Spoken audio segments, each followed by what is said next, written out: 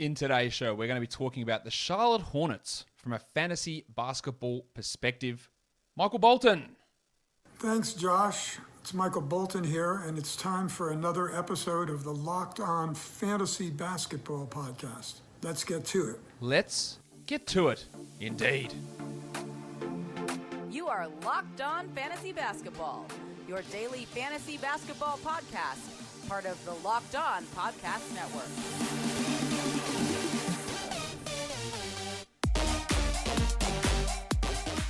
Hello and welcome to the Locked On Fantasy Basketball Podcast, brought to you by Basketball Monster. My name is Josh Lloyd, and I am the lead fantasy analyst at basketballmonster.com and at Yahoo Sports Australia. And you can find me on Twitter, as always, at redrock_bball, and on Instagram at Locked On Fantasy Basketball. Earlier in the day, we spoke with Walker Mail, or I spoke with Walker Mail, and we talked about the Hornets from a real-life perspective, his ideas on the rotations, the starters, play of guys like LaMelo Ball in the starting unit, PJ Washington at center, all of that sort of stuff. So go check that show out. But today we're going to be digging more into the fantasy perspective. We're going to be looking at ADPs and ranks and busts and sleepers and how all that works from a fantasy point of view. So let's talk about it right now.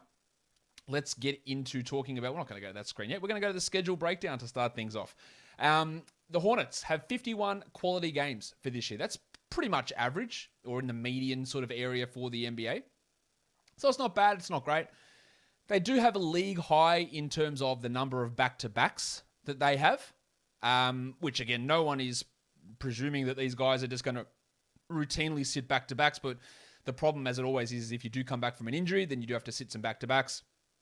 They have 10 games in the default Yahoo playoffs. 3, 4, and 3 is their schedule. In my recommended playoffs, which end on March the 20th, they go 3, 3, 3 for 9 games. So playoff schedule is not ideal in either of those formats for the Charlotte Hornets.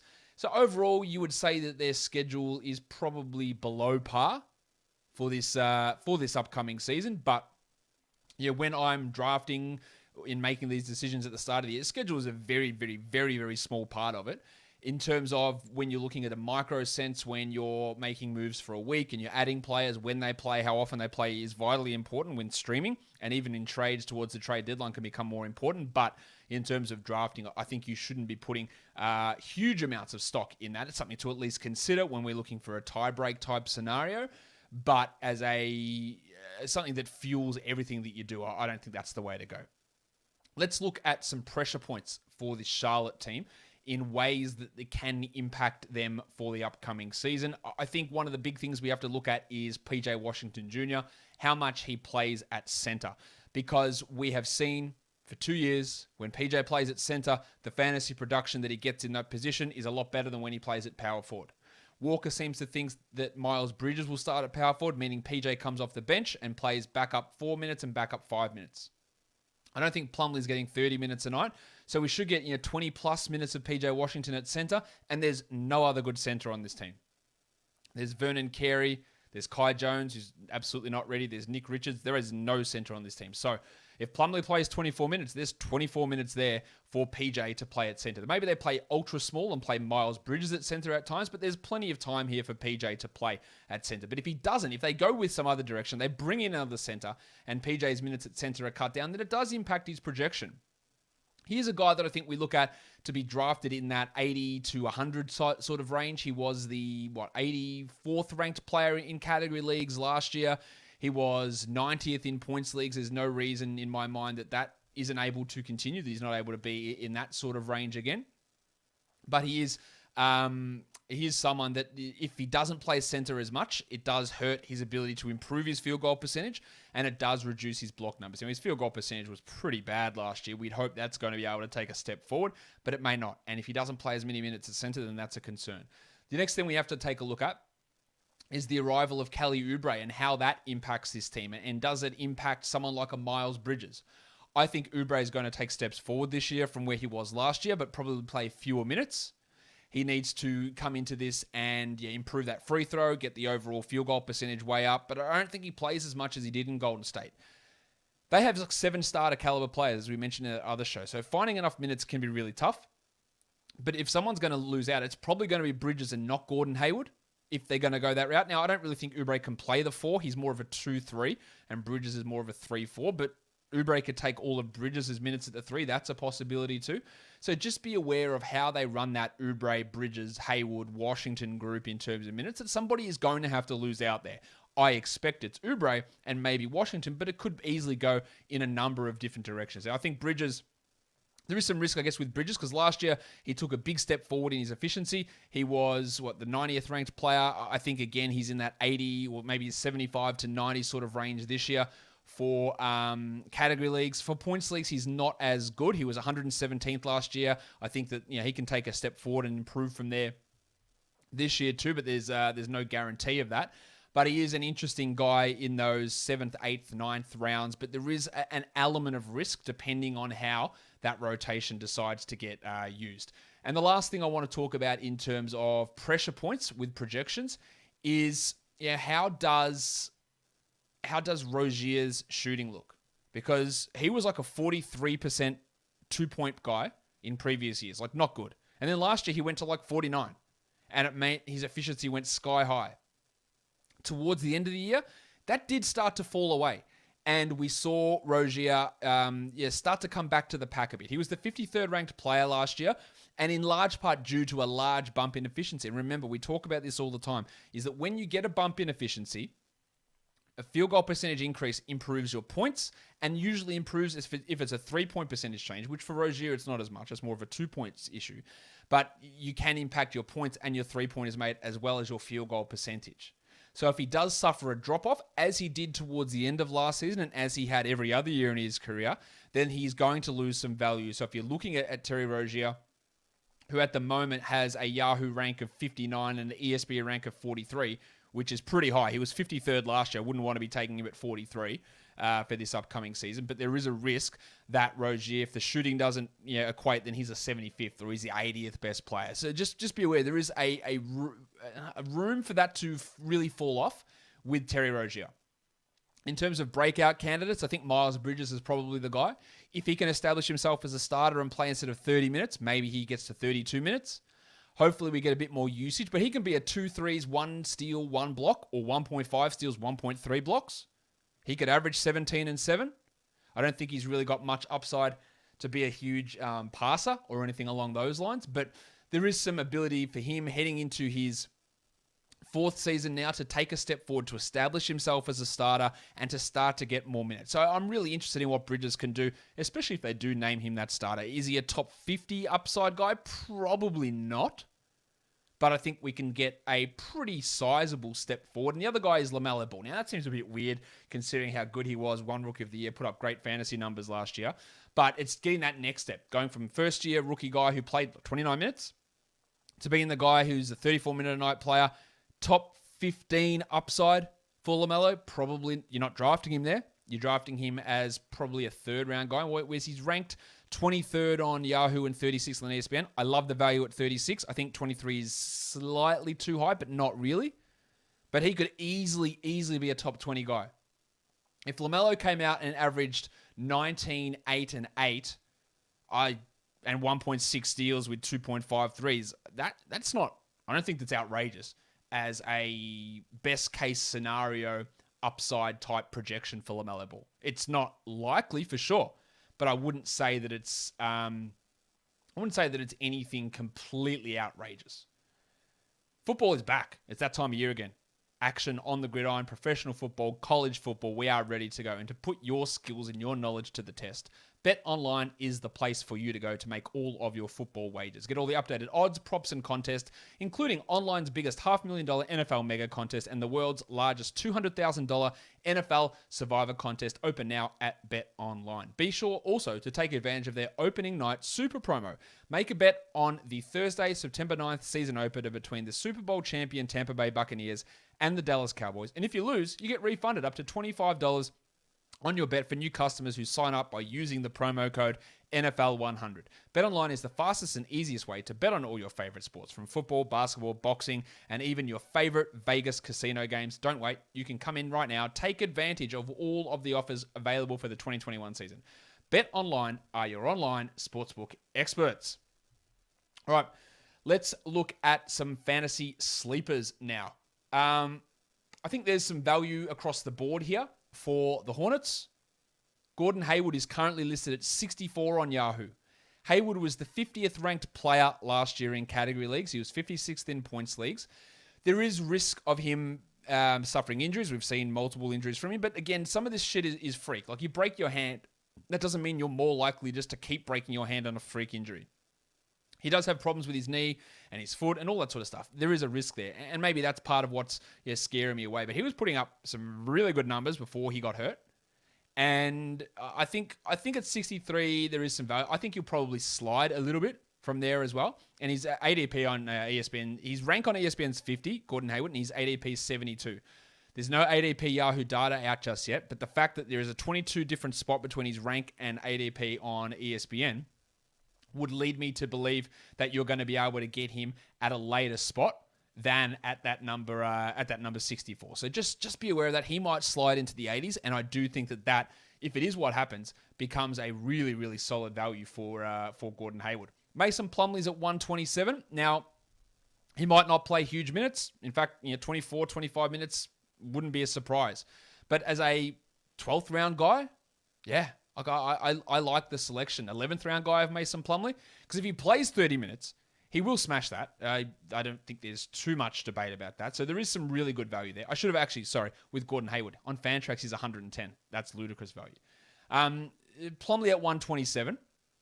I think there is some upside there in him. Now, on ESPN, he comes in at 84. So that's probably a bit too rich on that sense. But his ADP is 20 spots lower as well on ESPN. So he's falling back a little bit.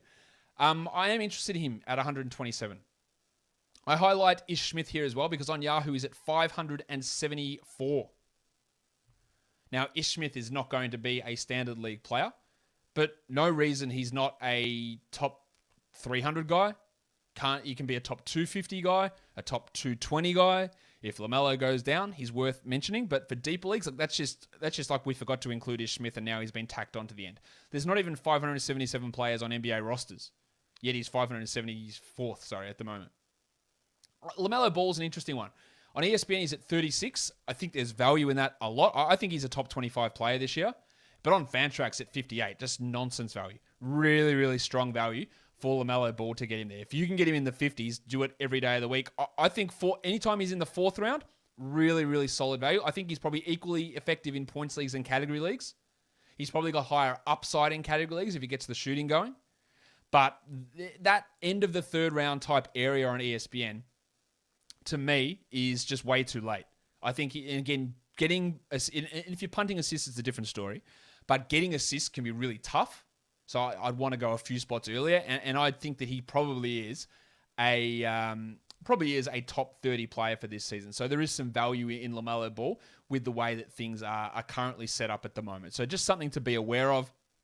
That on ESPN and on Fantrax, he's pushed down probably a little bit too far. At 23 on Yahoo, maybe it's a little bit too high, and it takes a bit of that value away, but it is something that we can monitor. In terms of the other direction, if you want to look at busts, Oubre, he is at number 98 on Yahoo. Now, Kelly Oubre last year was obviously really disappointing. He was the 140th ranked player. He played 31 minutes a night. Now, I've said this before. I think his field goal percentage and his free throw percentage will improve. They were really, really bad last year, Oubre's numbers. They weren't good at all.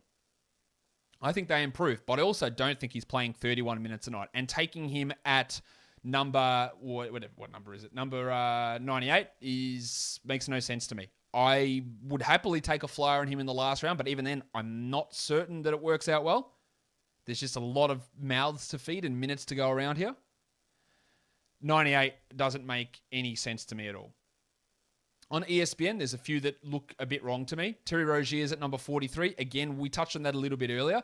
Rozier was 53rd last year, so we're expecting him to be even better than he was. I don't think that's possible for Rozier. We're expecting more health from Hayward. We're expecting the introduction. We're not expecting. We know we've got the introduction of Kelly Oubre. We've got more minutes for LaMelo Ball. I don't think that Rozier should be expected to improve from there. And then they've got Miles Bridges at 67, which he could easily be that guy. Like, very easily. But if I'm drafting him there, I'm taking away value. Now, his ADP's at 81, so people aren't buying into that. But just be aware, I think 67 is too high for Miles Bridges at this point. Rozier is also, if you want to talk insane, Rozier is listed at number 10 on Fantrax. Please for the love of God, do not draft Terry Rozier at 10. That is one of the most insane things you will ever see. Miles Bridges at 59 is also too high on Fantrax. ESPN back there, James Bouknight's at 187. There is no guarantee Bouknight is in the rotation. They could, their bench is going to have Ish Smith for sure, PJ Washington, and Kelly Oubre. They might go with the ninth guy as being Cody Martin or Jalen McDaniels, or play both of those guys over Bouknight. He's got a long way to go. At 187, you're expecting him to be an every night player, and that's not of any importance for 12-team leagues, but for 14-team leagues, that's in the draftable range. I don't think you want to be drafting James Bouknight. His shooting percentages are bad. Not sure he's a good rebounder, but assists, no. Defensive stats, percentages, minutes, games played, none of that is going to be working in your favor. While on Fantrax, they've got PJ Washington at number 33. Again, no, please don't. That is just, I don't even think best case scenario that PJ Washington can get number 33. So again, you look at those rankings and you're in a draft room and you see it and you go, this is ridiculous. But just, you got to be aware of it, because if you miss your timer and you haven't set a queue and you're up at pick 33 and Washington's the top of the board, you've got him and you're stuffed. It's a really, really bad, not as bad as Rozier at 10, but it is a really, really, really poor situation to be picking him at number 33 if that's what you ended up doing. Now, I'm just going to throw this in here because it's a part of what we do on every show. And deep league flyers and last picks in standard leagues, I'm not really sure there is anyone on this team. Like, Oubre, yes, but his ADP would suggest that he'll go ahead of that. He's got a rank of 98 on Yahoo, which I've said is too high. His ESPN is at 125. I think that's too high, but he would be a worthy last-round pick. I don't think Bouknight's that guy. Then, it's McDaniels or Cody Martin. I don't think they're the guys that you're taking with that last pick. And then Ball, Hayward, Rozier, Bridges, Washington, Plumlee, they're all probably going to go before that. So this is a team that's got these 7 really solid players and then a bunch of guys who are nothing for fantasy. And that really does limit that value. So there's not many there that I look at as good flyer types. But if you are looking for a part for your car, you can take a flyer on rockauto.com. You don't want to waste your time, energy, and money going to a local chain auto parts store or the car dealership to get your parts, while you get often intimidating questioning from the bloke behind the counter. Now, you've got computers at home in your pocket, and you can access rockauto.com and find the parts that you need for your car. Rock Auto prices are reliably low for every customer. They're a family business, and they are serving do-it-yourselfers for over 20 years. They have everything you can need: brake parts, tail lamps, motor oil, or even new carpet. Go and explore the easy-to-use website. Find the solution to your auto parts needs today. Go to rockauto.com, see all the parts available for your car or truck, and write Locked On in their How Did You Hear About Us box so that they know that we sent you. Amazing selection, reliably low prices, all the parts your car will ever need. rockauto.com. And then we're looking at the best tasting protein bar ever. It's Built Bar. You know that. Limited time flavor out raspberry cheesecake. Do yourself a favor. Shout out Molly Meldrum to go and get a box of those because they are great. But if that's not your thing, if doesn't float your boat, you got cookies and cream. You've got salted caramel, mint brownie, orange, raspberry, the standard flavors. And you can get a mix box, 18 bars, 2 of each flavor, so you can try to find out what your favorite is. But not only are Built Bars delicious, the best tasting protein bar ever, they're also healthy. 17 to 18 grams of protein, 4 to 5 grams of sugar, 4 to 5 grams of net carbs, and 130 to 180 calories per bar. That's it. That's all there is. Fantastic, healthy stuff. If you're looking for that delicious treat that's not going to blow your dietary budget out the window, Built Bar is for you. So go to Built.com, use the promo code LOCK15 and get yourself a box of Built Bars and save 15% off. The promo code is LOCKED15, LOCKED15 at Built.com. Okay, let's go through the rest of the players now. Kai Jones, first round pick that they got from the Knicks in a trade. I don't think that Kai is going to have any real impact. I don't really even value him massively long term. I think he's a guy that has some athletic skills, but is not great at basketball at this point. The athleticism is interesting for sure. Jalen McDaniels, McDaniels had a run last year where he started when Hayward was out. I didn't really see anything in him that made me think he is a rotation player. Walker seems to think that he will be in the rotation, so he's at least someone to pay attention to, but As I said, everyone else is going to get the minutes and the touches. He might play 10, 11 minutes a night. His rank on Yahoo at 216 feels really high to me. I'm not interested in that. 250 on ESPN's even probably a little bit high for McDaniels. I'm not going to be super intrigued there. Cody Martin, again, is a player who can provide some nice defense, but from a fantasy perspective, he's absolutely a nothing, and he's like an outside the top 300 guy. And then they've got a bunch of, nothing. Vernon Carey, Wes Awundu's on this team. There is the God of Hammers, JT Thor. We know each other. He's a friend from work. I would like to see Thor get a chance at some backup minutes. I think Thor's got higher upside than Awundu pretty clearly. Vernon Carey pretty clearly. Kai Jones, I think he's a better option than long term. Nick Richards, who I don't expect to be on this roster because they've got too many contracts that they need to cut somebody. Thor's a really interesting one. He's just not going to play much this year. He'll play for the Swarm for the majority of the year, along with Kai Jones, I would expect, and as well as Arnoldus Kaboka, who is a really good shooter. I'm not sure what else he can do, but he's a good shooter. And then Scotty Lewis, who's a good athlete, who can't really do a huge amount else. So that's what I mean by the rest of these guys. There's just not much there. The only guy who has even marginal interest to me for this year is Jalen McDaniels. And long term, it's Thor. Carey's a guy that if he plays, he will put up good numbers in general, but he's not a guy that you can trust to play those minutes because he's not particularly good on court. So just bear that in mind. And that's the rest of those guys for this Charlotte Hornets team. That's covering them off. Now we'll just go through it and just have a bit of a recap of everyone here. LaMelo, I think we're looking at as a second round guy, maybe early third round player for category leagues. Gordon Hayward, I think we're looking at as a fifth round sort of a player with some injury risk there for sure. Rozier is more of a sixth or seventh round player because we have some skepticism about his ability to shoot at the same level that he did last year. He's a little bit better in a points league. Miles Bridges is a guy that's better in a category league. He's like a seventh round guy. Maybe you go into the sixth for him, but probably more of a seventh round guy. PJ Washington a little bit later, again, with a bit of a risk there. But if he improves his field goal percentage, then he shoots right up the board. You got Mason Plumlee as one of your later round guys, and Kelly Oubre is maybe a flyer, ignoring some of that ridiculously high rank there on Yahoo for him.